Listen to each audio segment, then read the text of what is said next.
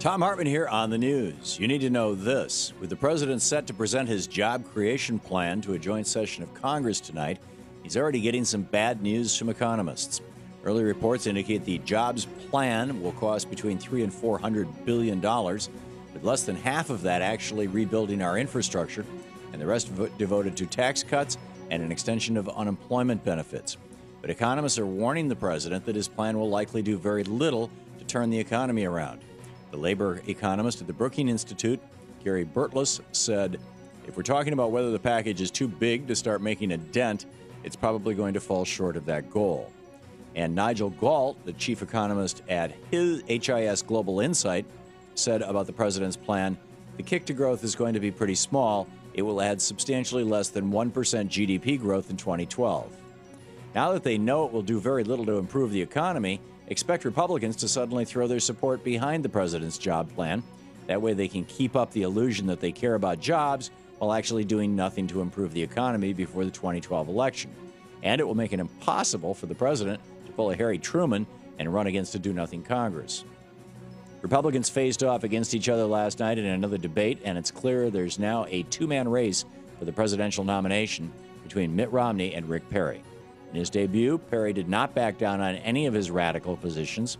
He again claimed that Social Security is a Ponzi scheme, questioned global warming, defended his state being dead last in health insurance coverage, and touted his accomplishments as an executioner-in-chief, putting more people to death than any other governor in modern history.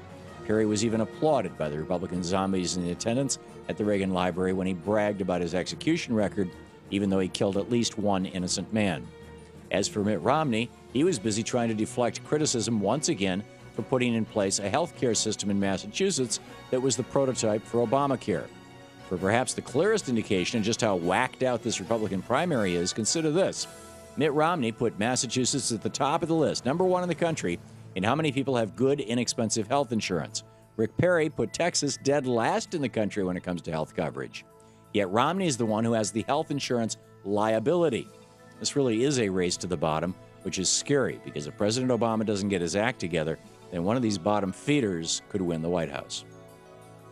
In the best of the rest of the news, also during the Republican debates, so-called moderate Jon Huntsman pleaded with his Republican colleagues to not run away from science and to accept the 99% of climate scientists who argue that global warming is happening and is man-made.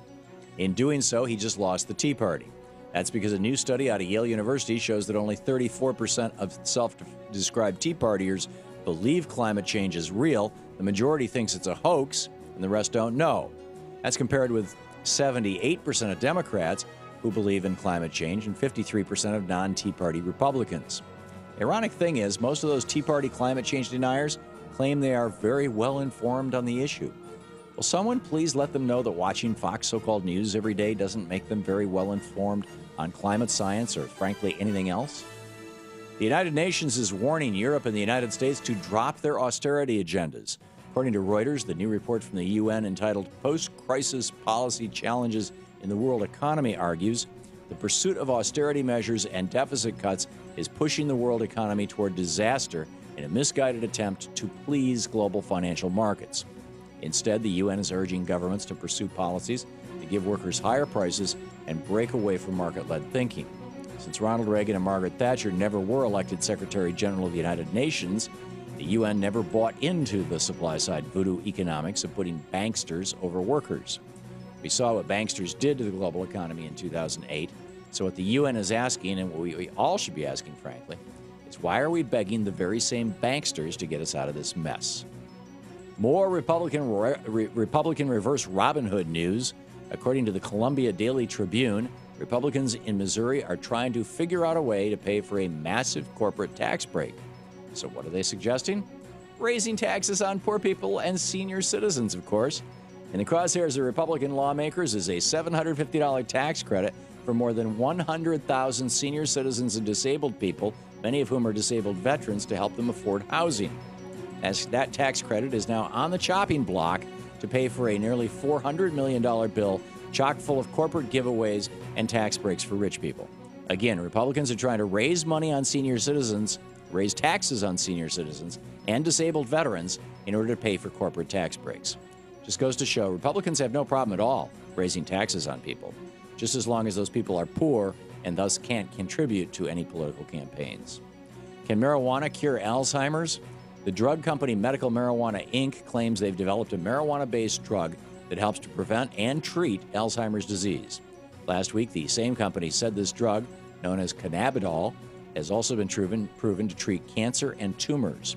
Unfortunately, since the for-profit private prison corporations like CCA spend millions lobbying for stricter and stricter drug laws so that they can profit off more people being thrown in prison, Nixon's drug war wages on. And the medical value of marijuana, which could help millions of sick people, is swept under the rug. We need to end Nixon's absurd drug war and focus on the lives of Americans. Marijuana is medicine and a pretty decent recreational drug, too. And that's the way it is today, Thursday, September 8th, 2011. I'm Thom Hartmann on the news.